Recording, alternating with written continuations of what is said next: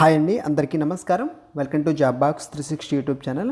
RRB NTPC exams సంబంధించి మనకి గత నెలలో అంటే మే నెలలో 7, 8, 9 తేదీల్లో ఎగ్జామ్స్ అనేవి జరిగాయి. నెక్స్ట్ ఈ జూన్లో 13 నుంచి మరలా ఎగ్జామ్స్ జరగబోతున్నాయి. ఈ యొక్క ఎగ్జామ్ సంబంధించి మనకి మ్యాథ్స్లో ఎటువంటి మోడల్స్ అనేది ఎగ్జామ్లో వస్తున్నాయో వాటి మీద మీకు ఆల్రెడీ ఇప్పటికే 2 వీడియోస్ అందించాను. ప్రతిరోజు వీడియోస్ అనేది వస్తూ ఉంటాయి కాబట్టి మన ఛానల్ ఒకసారి సబ్స్క్రైబ్ చేసుకొని ఫాలో అవుతుండండి. ఆల్రెడీ నిన్నటి రోజు మార్నింగ్ ఒక వీడియో వచ్చింది. ఈ వీడియోలో కూడా మోస్ట్ రిపీటెడ్ మోడల్స్తో మీకు క్వశ్చన్స్ అనేది ఎక్స్ప్లెయిన్ చేయడం జరుగుతుంది. రీజనింగ్ కూడా మీకు అప్లోడ్ చేయడం జరుగుతుంది కాబట్టి ఒకసారి మన ఛానల్ని ప్రతిరోజు చెక్ చేస్తూ ఉండండి. సబ్స్క్రైబ్ చేసుకున్నట్లయితే వెంటనే సబ్స్క్రైబ్ చేసుకొని ఫాలో అవుతుండండి. ఈ వీడియోని లైక్ చేయనట్లయితే ఒక లైక్ చేయండి. మీరు లైక్ చేస్తే ఈ వీడియోకి కొంచెం రీచ్ అనేది ఉంటుంది, ఇంకొక నలుగురికి ఈ వీడియో అనేది రికమెండ్ అవ్వడం జరుగుతుంది. ఓకేనా, ఇక క్లాస్లోకి అయితే వెళ్దాం.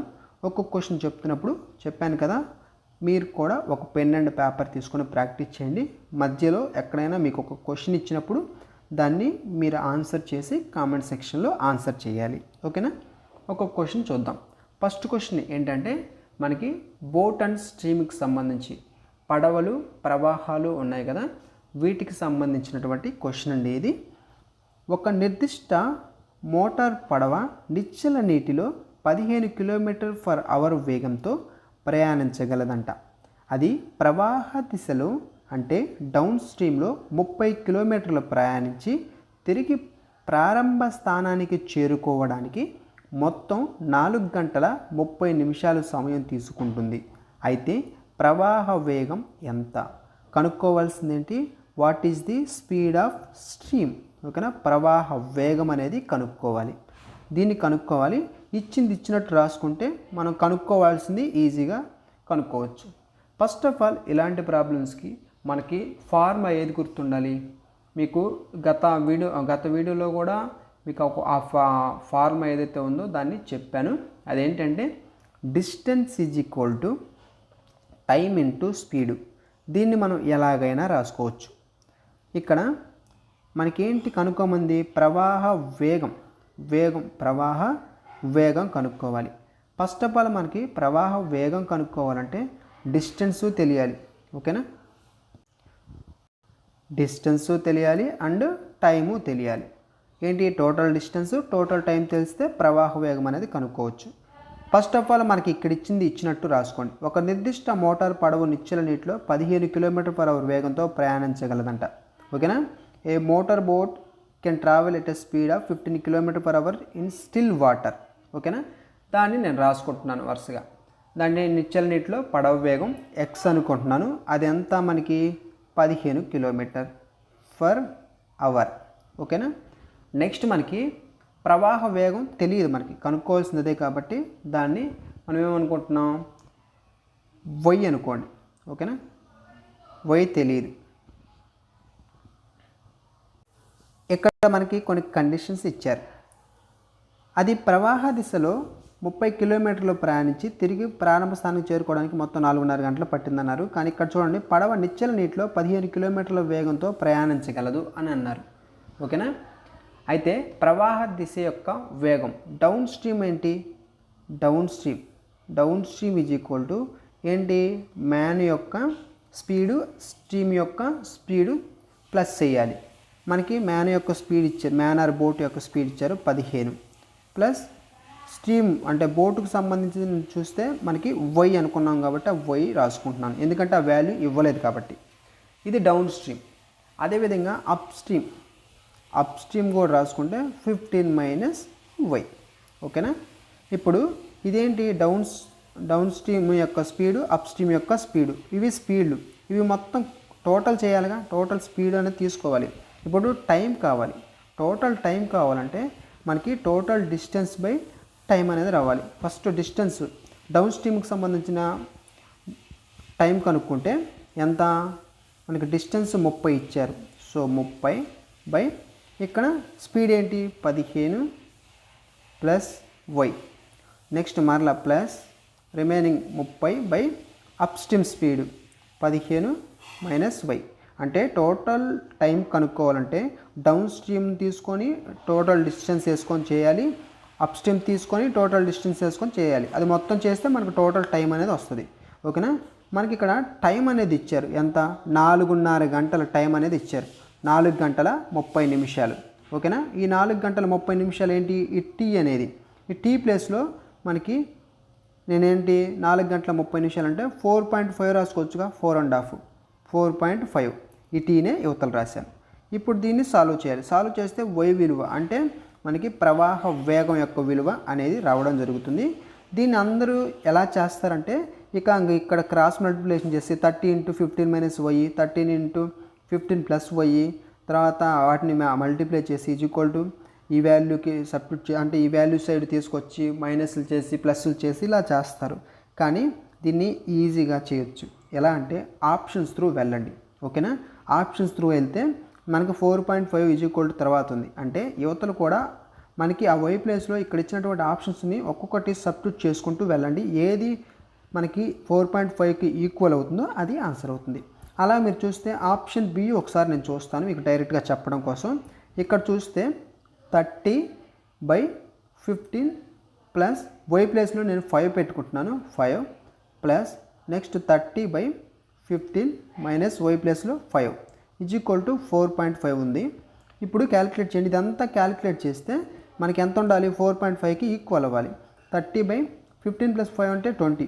సో 30/20 ప్లస్ 30/15 - 5 అంటే 10. ఓకేనా. 0 0 క్యాన్సిల్, ఇక్కడ 3 ఉంటుంది. ఇక్కడ 0 0 క్యాన్సిల్, 3/2 అంటే 1.5. ఓకేనా. 1.5 = 4.5.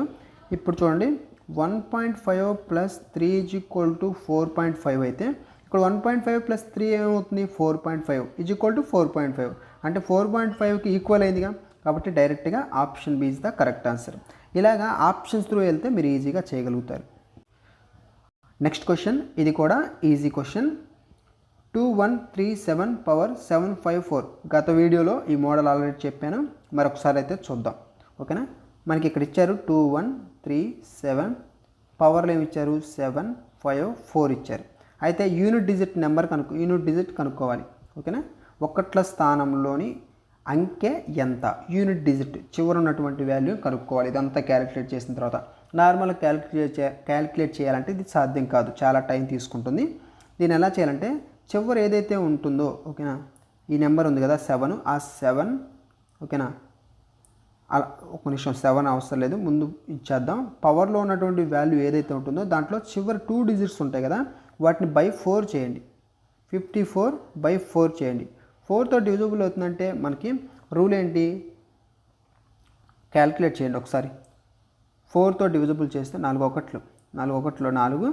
నెక్స్ట్ ఇక్కడ 1 మిగులుతుంది, ఇక్కడ 4 మిగులుతుంది. 4 3 ఎంత, 12. రిమైనింగ్ ఎంత మిగులుతుంది, 2 మిగులుతుంది. కాబట్టి ఇక్కడ ఏముంది, 7 ఉంది. ఆ 7కి స్క్వేర్లో అంటే పవర్లో ఈ 2ని యాడ్ చేయండి. 7 స్క్వేర్ అంటే 49 వచ్చింది. 49లో చివరి నెంబర్ ఏదైతే ఉంటుందో అదే ఆన్సర్ అవుతుంది. ఫస్ట్ ఆఫ్ ఆల్ ఇచ్చినటువంటి నెంబర్లో టాప్లో ఉన్నటువంటి పవర్ వాల్యూలో చివరి 2 డిజిట్స్ తీసుకొని దాన్ని బై 4 చేస్తే మనకి శేషం ఎంతైతే వస్తుందో, ఓకేనా, శేషం ఎంతైతే వస్తుందో ఆ శేషంని ఈ చివరి డిజిట్ ఏదైతే ఉంటుందో ఆ డిజిట్కి పవర్లో రాయాలి. రాసి దాన్ని వాల్యూ చేసిన తర్వాత ఒక వాల్యూ అనేది వస్తుంది. ఆ వాల్యూలో చివరి విలువే మనకి ఆన్సర్, యూనిట్ డిజిట్ అనేది అవుతుంది. ఓకేనా. Option D is the correct answer, 9 answer.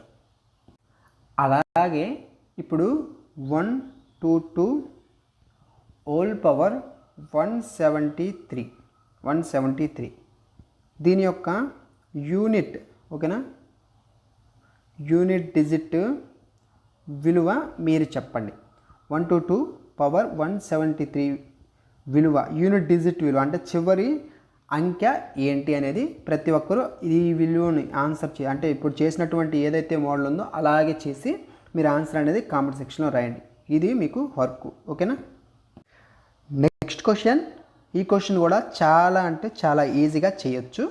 ఎలా అనేది చూద్దాం. ఒక కార్యాలయంలోని మొత్తం సిబ్బంది సగటు జీతం నెలకి 12,000 రూపాయలు. ఆఫీసర్ల యొక్క సగటు జీతం 46,000 రూపాయలు. మరియు ఆఫీసర్లు కాని వారి మిగిలినటువంటి అంటే ఆఫీసర్లు కాకుండా మిగిలినటువంటి సిబ్బంది సగటు జీతం 10,000. ఆఫీసర్ల సంఖ్య 15 అయితే ఆఫీసర్లు కాని మిగిలిన సిబ్బంది సంఖ్య ఎంత?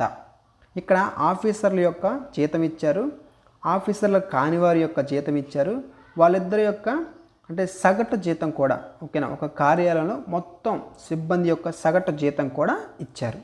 దీన్ని ఎలా చెయ్యాలి అంటే గుర్తుపెట్టుకోండి, మనకి ప్రతిదీ జీతమే ఉంది ఓకేనా. ఇక్కడ ఆఫీసర్లు కానివారు, కార్యాలయంలో మొత్తం సిబ్బంది అంటే అందరికి సంబంధించినటువంటి జీతాలే ఉన్నాయి కాబట్టి దీన్ని ఎలా చేయొచ్చు అంటే ఎలిగేషన్ మెథడ్ ఓకేనా, ఎలిగేషన్ ప్రాసెస్తో ఈజీగా చేయొచ్చు. ఫస్ట్ ఆఫ్ ఆల్ మనకేంటి ఆఫీసర్లు ఓకేనా, ఆఫీసర్లు అదేవిధంగా నాన్ ఆఫీసర్స్ అంటే ఆఫీసర్స్ కానివారు. ఆఫీసర్స్ అంతా 46,000, తర్వాత ఇక్కడ 10,000, 12,000 ఉన్నాయి కాబట్టి ప్రతి దాంట్లో 3 zeros నేను తీసేస్తున్నాను. ఓన్లీ డిజిట్స్ 46, 12, 10 ఇవి మాత్రం తీసుకుంటున్నాను. First 46 officers. నెక్స్ట్ ఆఫీసర్స్ కాని వారి జీతం 10,000 కాబట్టి దాంట్లో 10 తీసుకుంటున్నాను, 3 zeros తీసేసి. నెక్స్ట్ వీళ్ళిద్దరి యొక్క యావరేజ్ అంటే ఒక కార్యాలయంలో మొత్తం సిబ్బంది సగటు జీతం ఎంత 12,000 అంటే ఆ 3 zeros తీసేస్తే రిమైనింగ్ 12 ఉంటుంది. ఇప్పుడు చూడండి ఇక్కడ మీకు ఎలిగేషన్ ప్రాసెస్ తెలుసు కదా, 12 - 10 ఎంత? 12 - 10 2.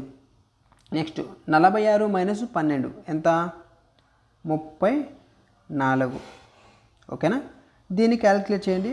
2 1 2 17 అంటే 1:17 ఇక్కడ రాసాను చూడండి, 1:17. మనకి 1 అంటే ఏంటి ఆఫీసర్లు, 17 అంటే ఆఫీసర్లు కానివారు. ఆఫీసర్ల విలువ ఇచ్చారు మనకి, ఎంత ఇచ్చారు అంటే 15 మంది, ఆఫీసర్ల సంఖ్య 15 అన్నారు. 1 అనేది 15కు సమానం అయితే 17 అనేది ఎంతకు సమానం ఓకేనా. అంటే 1 15కు సమానం అయితే 17 అంటే 17 × 15. ఇప్పుడు 17 × 15 ఈ క్యాలిక్యులేషన్ కూడా గతంలో మీకు ఈజీగా చేసే పద్ధతి చెప్పాను. వీటిలో మనకి 17 ఒక డిజిట్ తీసుకుంటున్నాను, మొత్తం 22, పక్కన ఒక 0, 7 5 35. ఇప్పుడు క్యాలిక్యులేట్ చేస్తే 255 ఓకేనా, 255. Option B is the correct answer ఓకేనా. ఆఫీసర్లు కానీ మిగిలిన సిబ్బంది సంఖ్య 255 మంది. నెక్స్ట్ క్వశ్చన్, ఒక నిర్దిష్ట అసలుపై 10% వార్షిక వడ్డీ రేటుతో 3 సంవత్సరాల్లో లభించే చక్రవడ్డీ మరియు సరళ వడ్డీల మధ్య వ్యత్యాసం 620 అయితే ఆ అసలు ఎంత? The difference between compound interest and simple interest on a certain some of money at 10% for annum for 3 years is Rs 620. Find the some ఓకేనా. అసలు ఎంత అనేది కనుక్కోవాలి. మనకి చక్రవడ్డీ కనుక్కోవాలి, సరళ వడ్డీ కనుక్కోవాలి, వాటి మధ్య డిఫరెన్స్ అనేది తీసుకోవాలి. ఫస్ట్ ఆఫ్ ఆల్ దీన్ని ఈజీగా చేయొచ్చు. ఇక్కడ చూడండి, చక్రవడ్డీ సరళ వడ్డీ 10% ఒక సంవత్సరానికంటే 3 సంవత్సరాలకి ఎంత అవుతుంది? 30 అవుతుంది. ఇది సాధారణ simple interest. Next compound interest కనుక్కునేటప్పుడు మనకి x + y + xy/100 వేసుకొని చేసుకుంటే ఈజీగా చేయొచ్చు. ఫస్ట్ ఇక్కడ 3 years అన్నారు కాబట్టి 2 years చేయండి. x + y + xy/100 అంటే 10 + 10 + 10 × 10/100. దీని విలువ ఏమవుతుంది? 0 0 క్యాన్సిల్ అయితే ఇక్కడ 1 ఉంటుంది, ఇక్కడ 10 + 10 20 + 1 21. నెక్స్ట్ ఈ 21 + 10 + 21 × 10/100 వేసుకుంటే ఈజ్ ఈక్వల్ టు 21 + 10 31 + 0 0 క్యాన్సిల్, ఇక్కడ 2.1 అవుతుంది. అంటే 2.1 ఈజ్ ఈక్వల్ టు 33.1 అవుతుంది. 33.1% అనేది అవుతుంది. ఇక్కడ 30 వచ్చింది, కాంపౌండ్ ఇంట్రెస్ట్ 33.1 వచ్చింది. అంటే డిఫరెన్స్ ఎంత ఉంది? 3.1 అనేది ఉంది. 3.1 దీని విలువ ఇచ్చారు, ఇది డిఫరెన్స్. ఈ డిఫరెన్స్ విలువ 620 అన్నారు ఓకేనా. 3.1 కాబట్టి దీన్ని ఏమంటున్నాను నేను? బై 10 వేసుకుంటా, ఎందుకంటే ఇక్కడ 0.1 ఉంది కాబట్టి ఆ 0.1 తీసేసి 31.10 వేసుకుంటున్నాను ఓకేనా. ఇది దేనికి సమానం? 620కి సమానం. 31 1 31 2 అంటే మనకి మిగిలింది ఏంటి అంటే 1/10 ఈజ్ ఈక్వల్ టు వేసుకుంటున్నానులే. ఇక్కడ 20 మిగిలింది.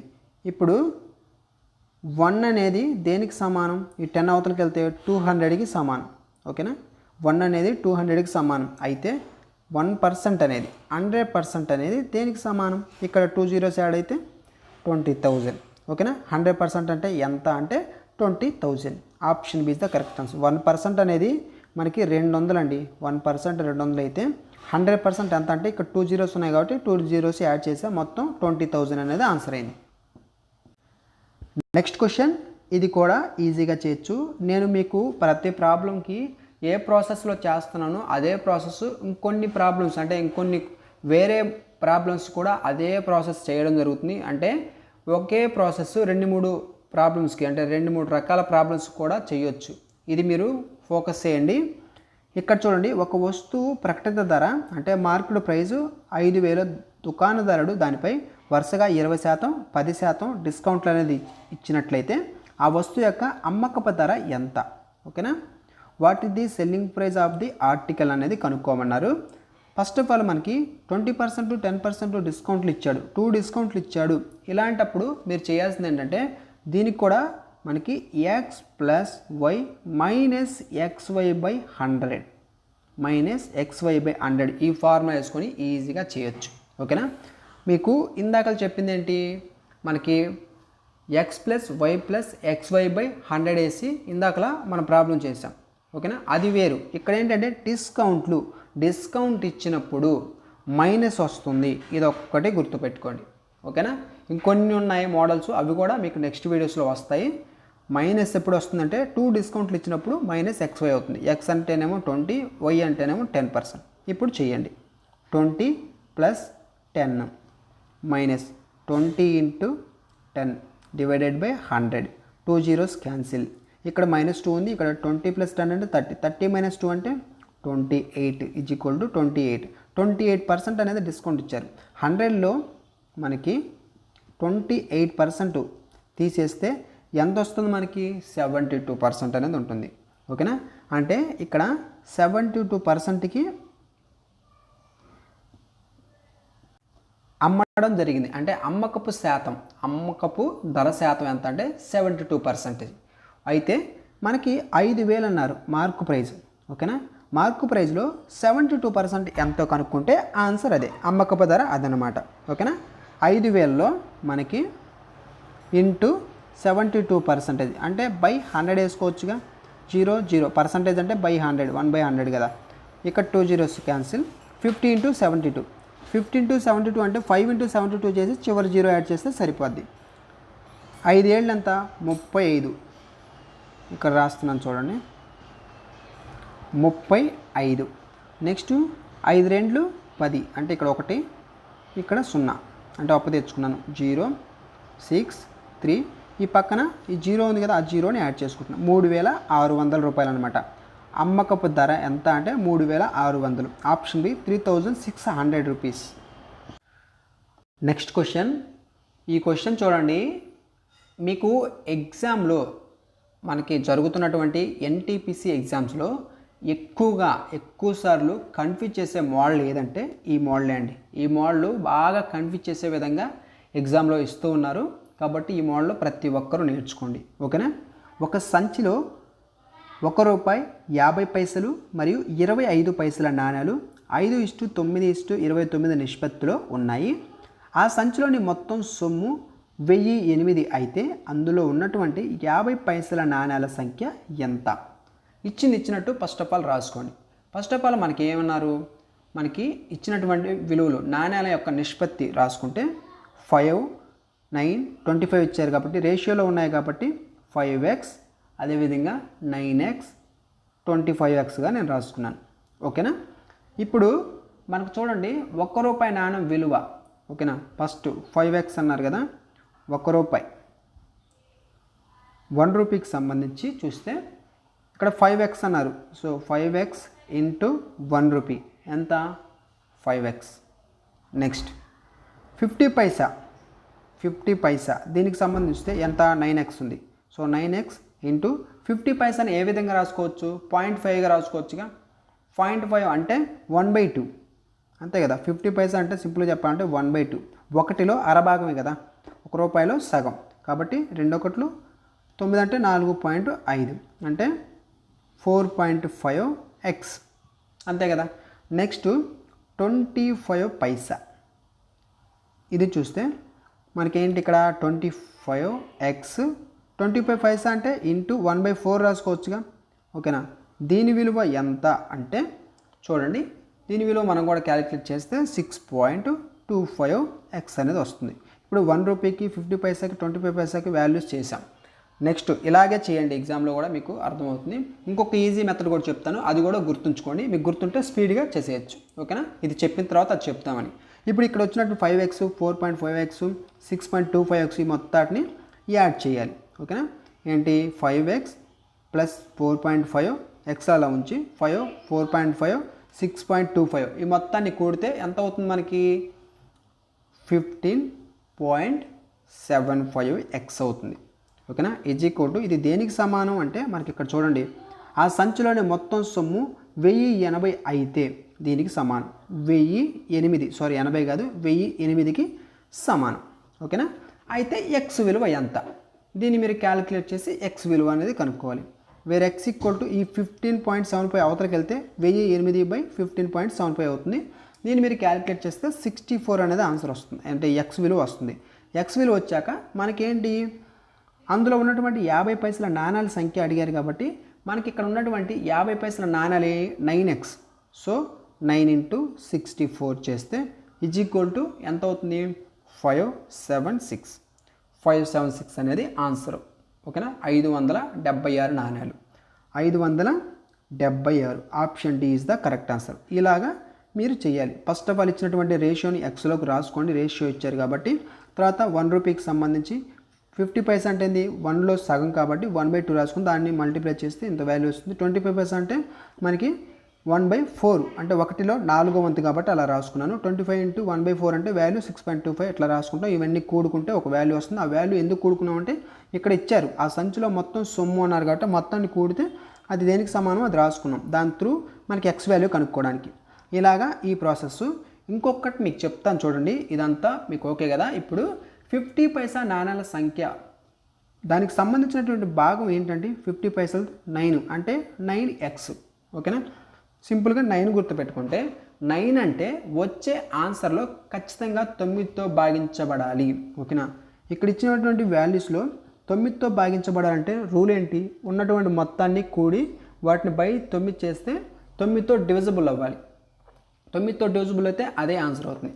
కొన్నిసార్లు మీకు 2 ఆప్షన్స్ 9తో పోతాయి, అప్పుడు ఇప్పుడు చెప్పాను కదా బిఫోర్, ఆ మెథడ్లో మీరు చేయాలి.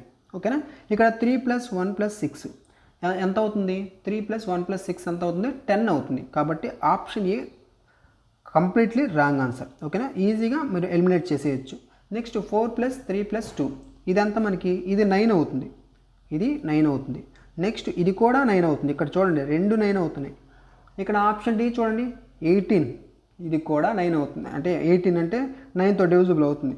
కాబట్టి ఇక్కడ 3 ఆప్షన్స్ వచ్చినాయి. ఇలాంటప్పుడు నార్మల్ ప్రాసెస్ చేయాలి. ఒకవేళ కొన్నిసార్లు ఏంటంటే ఒక్కటి మాత్రమే 9తో డివిజిబుల్ అయ్యేటట్లు ఇస్తారు, దాన్ని మీరు కనుక్కోగలిగితే ఈజీగా ఆన్సర్ చేసి అసలు ఈ ప్రాసెస్ అంతా చేయకుండా వెళ్ళిపోవచ్చు. ఓకేనా, మనకి 9తో డివిజిబుల్ అయ్యే విలువ కనుక్కొని వెళ్ళిపోవడమే. ఓకేనా, ఒకవేళ ఇట్లా 3 మనకి ఒక ఆప్షన్ కాదు 3 ఆప్షన్స్లో ఇట్లా పోయేది ఉంటే నార్మల్ ప్రాసెస్ మీద వెళ్ళాలి. ఈ క్వశ్చన్ చూడండి, ఈ క్వశ్చన్ కూడా చాలా ఈజీ అండి. మీరు టైమ్ అండ్ వర్క్కి సంబంధించి ఆల్టర్నేట్ డేస్ ఉంటాయి కదా, దానికి సంబంధించిన ప్రాబ్లం ఎలా అయితే చేస్తారో సేమ్ ఇది కూడా మనకి పైపులకు సంబంధించిన ప్రాబ్లం, దీన్ని కూడా అలాగే చేస్తాం. సైకిల్స్ త్రూ ఇన్ని సైకిల్స్లో ఇన్ని యూనిట్స్ అయిపోయింది, అన్ని సైకిల్స్ కావడానికి ఎన్ని రోజులు పట్టింది, ఇది కనుక్కోవడమే. ఓకేనా, ఇక్కడ కనుక్కోమని ఆల్టర్నేట్ డేస్లో మ్యాక్సిమం ఇలాగే అడుగుతారు. ఓకేనా, 2 పైపులు ఏ మరియు బిలు ఒక ట్యాంకును వరుసగా 10 గంటలు మరి 15 గంటలు నింపగలవు. మొదటి గంటలో పైపు ఏ, రెండవ గంటలో పైప్ బి చొప్పున మార్చి అంటే ఆల్టర్నేట్గా ఓపెన్ చేస్తే ఆ ఖాళీ ట్యాంకు ఎంత సమయంలో నిండుతుంది, ఎంత సమయంలో నిండుతుంది. ఓకేనా, దీన్ని మనం కనుక్కోవాలి.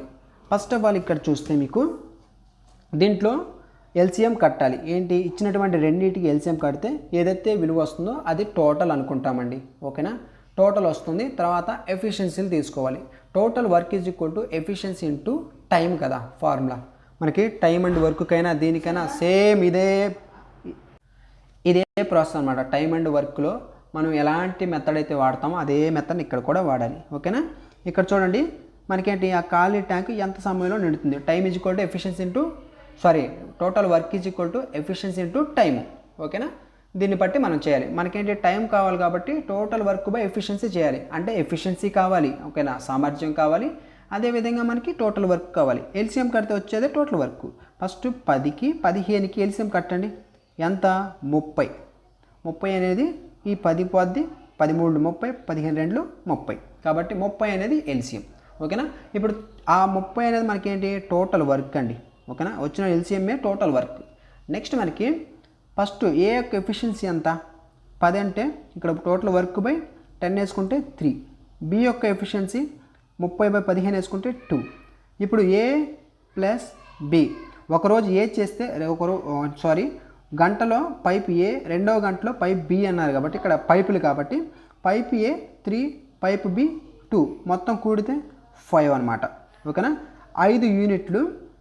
ఇది 1 గంట, ఇది 1 గంట, అంటే 2 గంటల్లో 5 యూనిట్లు వర్క్ అనేది అయిపోద్ది. 5 యూనిట్లు వర్క్ అనేది 2 గంటలు పడుతుందన్నమాట.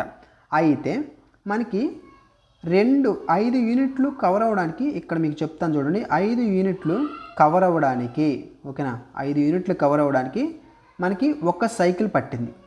ఒక సైకిల్ పడితే ఎన్ని సైకిల్స్లో 30 యూనిట్లు కవర్ అవుతుంది? 30 యూనిట్లు కవర్ అవ్వడానికి ఒక సైకిల్లో 5 అయితే 5 ఆర్లు అంటే 6 సైకిల్స్లో 30 యూనిట్లు కవర్ అవుతుంది. ఓకేనా, ఒక సైకిల్ కవర్ అవ్వడానికి ఎన్ని రోజులు పట్టింది? 2 డేస్ పట్టింది. 6 సైకిల్స్ కవర్ అవ్వడానికి 6 × 2 ఎంత? 12 డేస్ పడుతుంది. ఇదే మనల్ని కనుక్కోమంది. ఎంత? ఇక డేస్ కాదు, సమయం ఎన్ని గంటలు అంటే 12 గంటలు పడుతుంది. ఓకేనా, సేమ్ టైమ్ అండ్ వర్క్లో మనకి ఆల్టర్నేట్ డేస్ ఎలాగైతే ప్రాబ్లం ఉంటుందో మనకి పైపులకు సంబంధించి కూడా సేమ్ అండి. ఇక్కడ పైపులు అంటాం, అక్కడ మనకి డేస్ అని చెప్పేసి అంటాం. పైపులు ఎక్కడైతే గంటలు అని చెప్పేసి అంటాం, అంతే తేడా. ఓకేనా, 12 గంటలు అనేది ఆన్సర్. నెక్స్ట్ క్వశ్చన్, ఇది కూడా మీకు ఫార్ములా తెలిస్తే ఈజీగా చేయొచ్చు. ఒక క్రమ బహుభుజి అంటే రెగ్యులర్ పాలిగాన్ అండి. ఈ రెగ్యులర్ పాలిగాన్లో 9 భుజాలు అంటే 9 సైడ్స్ ఉన్నట్టయితే, ఓకేనా, 9 సైడ్స్ ఉంటే ఆ బహుభుజులోని కర్ణముల సంఖ్య ఎంత? డయాగ్నల్స్ అనేది ఎంత అని చెప్పేసి అడిగారు. మనకి 9 భుజాలు ఉంటే ఆ బహుభుజులో కర్ణముల సంఖ్య ఎంత? 9 భుజాలు ఉన్నప్పుడు ఎలా కనుక్కుంటారు? దీనికి ఏంటంటే ఒక ఫార్ములా అనేది ఉంది. అదేంటంటే n × n-3. ఇలాంటి చిన్న చిన్న ఫార్ములాస్ కుదిరితే రాసుకొని ప్రాక్టీస్ చేయండి. ఓకేనా, మీరు ఎగ్జామ్కి జీకే ఎలా అయితే ప్రాక్టీస్ చేస్తారో ఈ ఫార్ములాస్ కూడా ఓకే. ఇట్లా మనకి 9 భుజాలు, లేకుంటే 5 భుజాలు, లేకుంటే 8 భుజాలు ఇలా ఇచ్చినప్పుడు వాటి యొక్క డయాగ్నల్స్ ఏంటి, దానికి ఫార్ములా ఏం ఉంది, n × n-3/2. ఇట్లా మీరు ప్రాక్టీస్ చేసుకుంటే అది గుర్తుండిపోద్ది. ఓకేనా, ఇక్కడ n అంటే ఏంటి? 9 సైడ్స్. సైడ్ ఏదైతే ఉందో దాన్ని n అంటాం. 9 × 9 - 3/2. ఓకేనా, 9 × 6/2. 2 1 2 3 3 9 27. ఎన్ని కర్ణాలు ఉంటాయి? 27 ఉంటాయి. Option A is the correct answer. ఓకేనా, నెక్స్ట్ క్వశ్చన్. నెక్స్ట్ ఈ క్వశ్చన్ చూడండి. ఏ మరియు బిలు ఒక వ్యాపారంలో 40,000 50,000 రూపాయలు పెట్టుబడి పెట్టారు. వ్యాపారాన్ని నిర్వహించినందుకు గాను ఏకి మొత్తం లాభంలో 20% జీతం ఇస్తారు. మిగిలిన లాభాన్ని వారి పెట్టుబడుల నిష్పత్తిలో పంచుకుంటారు. సంవత్సరంలో మొత్తం లాభం 18,000 అయితే అందులో ఏకి వచ్చే మొత్తం వాటా ఎంత? ఈ క్వశ్చన్ని కూడా మీరు చేయాలి. ఇందాకలా ఏంటంటే మీకు ఒక బోర్డు మీద ఒక ప్రాబ్లం అనేది ఇచ్చాను, పవర్ విలువతో కూడుకున్నటువంటి ఒక ప్రాబ్లం. ఇదేంటంటే డైరెక్ట్గా మీకు ఇవ్వడం జరిగింది. ఇక్కడ ఆప్షన్స్ కూడా ఉన్నాయి. మీరు ఈ క్వశ్చన్ చేసి ఆన్సర్ అనేది చేయండి. ఒకవేళ కంపల్సరీగా ప్రతి ఒక్కరూ దీన్ని ఆన్సర్ చేయడానికి ప్రయత్నం చేయండి. మీరు ప్రాక్టీస్ చేస్తేనే ఎగ్జామ్లో ఇలాంటి క్వశ్చన్స్ చేయగలుగుతారు. ఓకేనా, ఈ ప్రాబ్లం కూడా ఖచ్చితంగా మీరు అందరూ ప్రయత్నం చేయాలి. Next question. 6 సెంటీమీటర్ 8 సెంటీమీటర్ మరియు 10 సెంటీమీటర్ అంచులు అంటే ఎడ్జెస్ కల 3 చిన్న లోహపు ఘనములను కరిగించి ఒకే పెద్ద ఘనముగా తయారు చేశారు. ఆ కొత్త పెద్ద ఘనం యొక్క అంచు పొడవు ఎంత? అంచు పొడవు కనుక్కోవాలంటే మనకి ఆ పెద్ద ఘనం ఏదైతే ఉంటుందో ఆ వాల్యూమ్ యొక్క రూట్ వాల్యూ కనుక్కుంటే అదే అంచు పొడవు. ఓకేనా, ఇది మీకు తెలిస్తే ఈజీగా చేయొచ్చు. ఇప్పుడు 6 8 10 ఇచ్చారు. అవి 3 చిన్న చిన్న లోహపు ఘనాలు అన్నారు. ఒక్కొక్కటి ఒక్కొక్క సైడ్ అండి. ఒక్కొక్క సైడ్ అంటే మనకి క్యూబ్ యొక్క వాల్యూమ్ ఫార్ములా ఏంటి? క్యూబ్ యొక్క ఘన పరిమాణం యొక్క ఫార్ములా ఏంటంటే మనకి ఒక్కొక్కటి రాసుకుందాం. క్యూబ్ వాల్యూ ఏ క్యూబ్, ఓకేనా. ఏ క్యూబ్ అనేది వాల్యూమ్ ఆఫ్ క్యూబ్ అనమాట, ఘనము యొక్క ఘన పరిమాణం. ఫస్ట్ మనకి 3 ఘనాలు ఇచ్చారు కాబట్టి ఆ 3 ఘనాలను లోపం కరిగించి ఒకే పెద్ద ఘనంగా తయారు చేశారంటే ఈ మూడింటిని ప్లస్ చేసి ఈక్వల్ టు ఒక పెద్ద ఘనమైంది, ఒక పెద్ద క్యూబ్ అయిందనమాట. అంటే V1 plus V2 plus V3 is equal to మనకి పెద్ద ఘనాన్ని ఏ అనుకుంటున్నాను, ఓకేనా. ఇలా ఏ క్యూబ్ అయిందనమాట. ఇప్పుడు V1 అంటే ఏంటి, V1 అంటే ఏంటి, మనకి 6 తీసుకుంటే అది ఫస్ట్ క్యూబ్ యొక్క సైడు. అప్పుడు సైడు A6 అంటే మనకి క్యూబ్ వాల్యూ ఏమవుతుంది, 6 క్యూబ్ అవుతుంది. తర్వాత 8 cube plus 10 cube is equal to a cube. Next చూడండి, ఇప్పుడు క్యూబ్ వాల్యూస్ మీకు తెలిస్తే ఈజీగా చేయొచ్చండి. 10 వరకు క్యూబ్స్ ఆల్రెడీ నేర్చుకోమని చెప్పాను నేను. మనకి 6 క్యూబ్ అంటే 216 ప్లస్ 8 క్యూబ్ అంటే 512, అదేవిధంగా 10 క్యూబ్ అంటే 1000, ఓకేనా, is equal to a cube. ఇప్పుడు దీన్ని మొత్తాన్ని యాడ్ చేస్తే, ఇందాకలో మీకు వీటిని రూట్ చేయాలన్నది కదా, 3 రూట్ క్యూబ్ అంటే ఇక్కడ ఉన్నటువంటి క్యూబ్ అనేది యువతలకు వస్తే 3 రూట్ మనకి ఈ వాల్యూ అవుతుంది, ఓకేనా. దాన్ని ఈ మొత్తాన్ని మనం కూడితే ఎంత అవుతుంది, 1728 అవుతుంది, is equal to a cube. ఈ క్యూబ్ వాల్యూ యువతలకు వస్తే 3 root cube of 1728 is equal to a, ఓకేనా. ఇప్పుడు 1728 యొక్క క్యూబ్ వాల్యూ ఎంత, 12, ఓకేనా. 12 cube value 1728 is the 12 cube. కాబట్టి answer is option A 12 centimetre, ఓకేనా.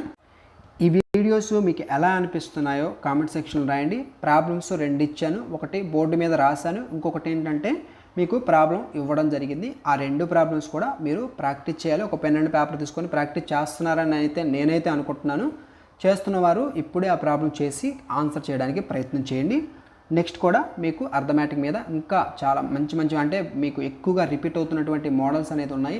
ఇవన్నీ ఈ 2026 సంవత్సరానికి గాను కొత్తగా మనకి కొంచెం ఆలోచించే విధంగా ప్రాబ్లమ్స్ అనేది ఇస్తున్నారు. అన్నీ మీకు వరుసగా ఒక్కొక్కటి మీకు ఎక్స్ప్లెయిన్ చేయడం జరుగుతుంది. వాటిని ఎలా చేయాలో కూడా చెప్తున్నాను.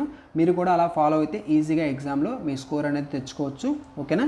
ఈ వీడియోని ఇంకా లైక్ చేయనట్టయితే ఒక లైక్ చేయండి. ఫస్ట్ టైం మన ఛానల్ చూస్తుంటే సబ్స్క్రైబ్ చేసుకొని follow అవుతుండండి.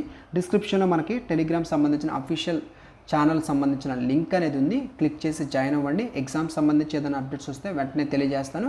Already RRB NTPC exam సంబంధించి షెడ్యూల్ అనేది వచ్చింది, అది మీకు పోస్ట్ చేశాను గ్రూప్లో, అదే టెలిగ్రామ్ ఛానల్లో. ఒకసారి దాన్ని కూడా చెక్ చేసుకోండి, ఓకేనా. Thanks for watching.